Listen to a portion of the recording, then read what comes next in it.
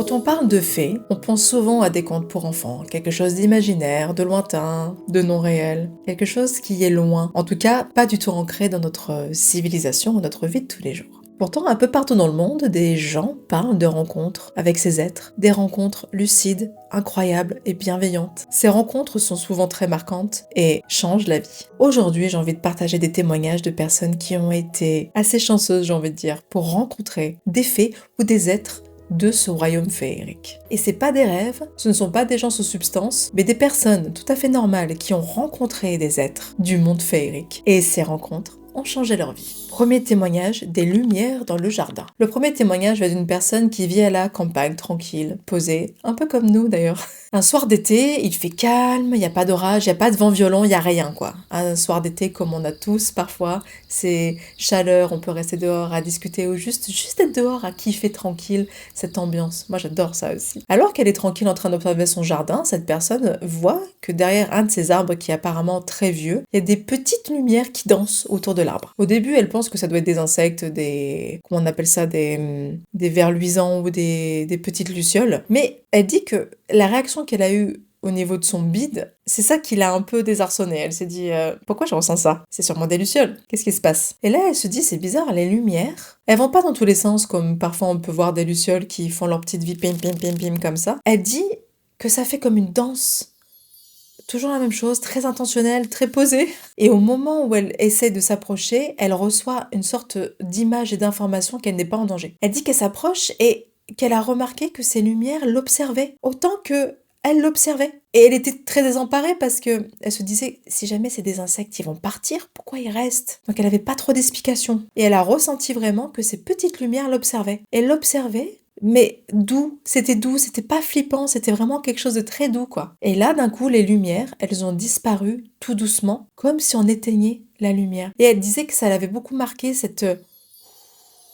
on baisse en fait la lumière. C'est dingue ça, hein? Je suis super excitée par les témoignages qui font plaisir comme ça, c'est mignon. Et elle dit que depuis ce jour-là, elle a l'impression qu'elle voit son jardin plus vivant. Elle a l'impression de voir les couleurs avec plus de vivacité. Et elle a l'impression que parfois elle entend des petits chants au loin. Enfin, c'est très bizarre ce témoignage. En même temps, il est doux parce qu'elle se sent pas en danger. Elle sait pas trop ce qu'elle a vu. Elle disait, je crois pas que ce soit des lucioles parce que ça avait vraiment ce pattern de danse et en fait elles ont disparu parce que à moins que les lucioles peuvent disparaître. Est-ce qu'elles s'éteignent comme... c'est une vraie question. Est-ce que les lucioles ont cette capacité de baisser littéralement la lumière de leur... je crois que c'est leur abdomen qui fait ça.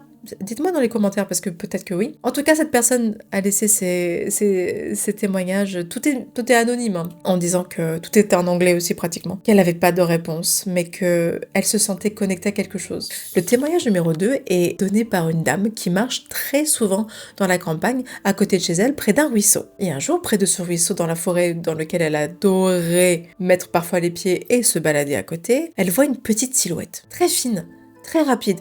Au début, elle croit avoir vu sûrement un insecte. Mais elle se rend compte que cette silhouette, elle est floue, elle est très rapide, elle est transparente, discrète. Elle se rend compte au fur et à mesure qu'elle avance que c'est pas un insecte.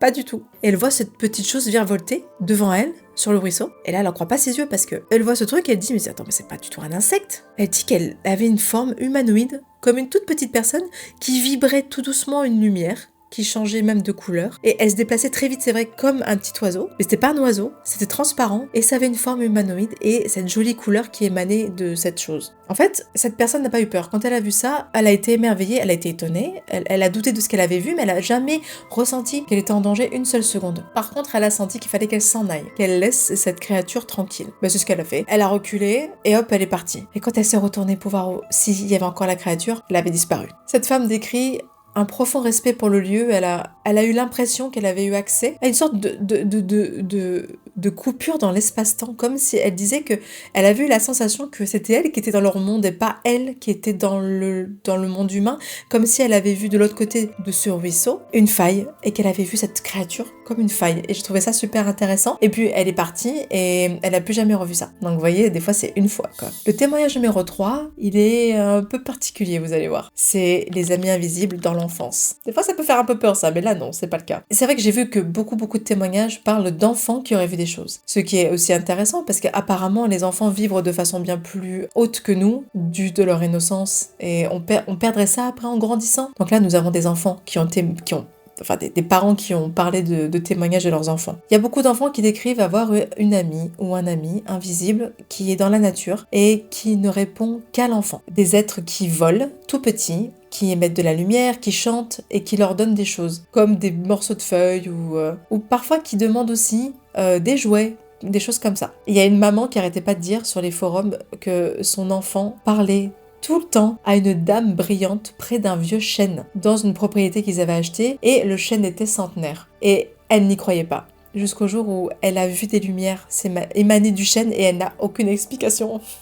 Beaucoup d'enfants décrivent très bien ces êtres, lumineux, de petite taille, très rapides, qui leur parlaient de la forêt, des choses comme ça, et qui les protégeaient.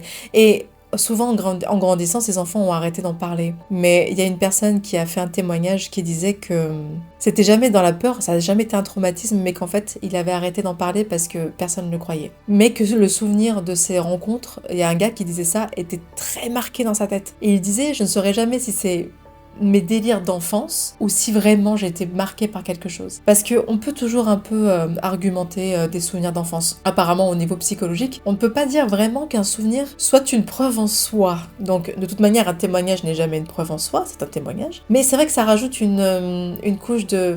Attendez, il faut prendre un petit peu de recul. Mais toutes ces adultes qui ont ensuite parlé sur le forum disaient « Oui, mais moi je me rappelle de la sensation, je me rappelle des sons. » C'est intéressant parce que parfois on redéfinit un souvenir, mais on garde en nous une présence, une empreinte, et c'est ce qu'ils disent là. Témoignage numéro 4, on parle de temps suspendu. Celui-là, il est très intéressant. Une personne raconte avoir vécu un moment où le temps s'est arrêté. Tout bonnement. Elle disait qu'elle était en forêt, tranquille, elle faisait sa petite marche comme d'habitude, et elle a commencé à entendre des petits tintements, comme des petites clochettes au loin. Et là, elle disait que d'un coup, l'air est devenu différent, plus dense. Elle avait vraiment l'impression que soit il y avait un peu de fumée, soit il y avait un truc qui avait changé, mais elle n'arrivait pas vraiment à dire ce que c'était. Et là, d'un coup, elle a ressenti une joie intense. Elle a senti littéralement son enfant intérieur ressortir. Oui, de la joie, de la gratitude. Comme quand on est petit, qu'on est trop content. En fait, elle dit qu'elle n'a rien vu. Elle a rien vu. Elle n'a pas vu de fait ou quoi que ce soit. Mais elle a ressenti cette espèce de changement et ces sons de petites ding ding ding ding partout là. Et ce qu'elle a ressenti, cette espèce de joie, et elle dit, je suis sûre qu'il y avait quelque chose avec moi, qui a marché avec moi pendant un petit moment, et qui m'a rechargée. Elle a été pimpée, et après, elle était sur un petit nuage pendant des jours. Comme si elle avait traversé une zone.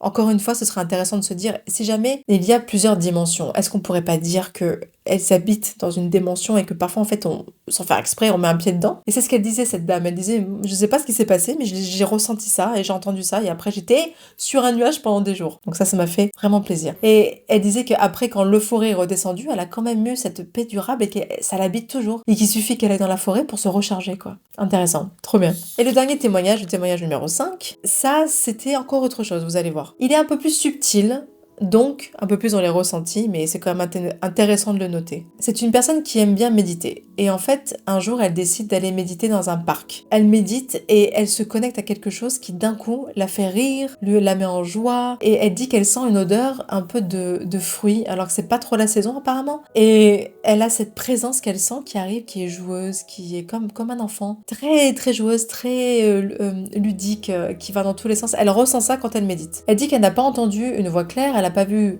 certaines choses comme d'autres avaient vu, mais elle a ressenti le message très net de s'amuser et que la vie n'était pas si dure, qu'il fallait voir le bon en fait. Elle disait dans le témoignage, j'ai trouvé ça intéressant, je sais pas comment décrire, elle disait, je ne sais pas comment vous décrire avec des mots parce que tout ce que je vous dis, c'est moi qui traduis mes émotions et les informations presque émotionnelles que j'ai ressenties. Et après ça, elle dit d'un coup, elle s'est connectée à la nature bien plus fort, qu'elle ressentait beaucoup plus de paix, beaucoup plus d'ancrage quand elle était en forêt ou près de choses très naturelles comme des plages, etc. Et en fait, ce que je trouve intéressant, si on relit tous ces témoignages, il y a beaucoup de ressentis.